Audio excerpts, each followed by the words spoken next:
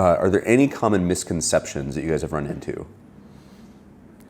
Around the mechanicals, around indoor air quality Around in general? mechanicals, indoor air quality, maintenance, any of it? For me, the misconception is that indoor air quality isn't that important. Yeah. And it is.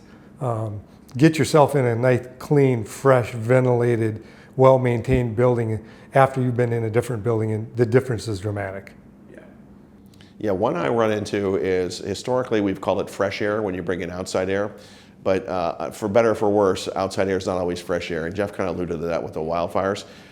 It's definitely an issue over in Asia, right, with China and India, but even here in the United States, outside air is not always fresh air. The CO2 level generally is going to be good, but we've definitely seen in buildings that we've monitored where fresh air intakes can be where they're idling diesel trucks outside, right? Or when a generator turns on, as a backup generator cycles through on the rooftop, and that's right where the fresh air intake is, right by the exhaust. So fresh air, it's a good feeling and a good way to think about it, but it's not always fresh. And now the industry has really kind of turned to calling it outside air. Right.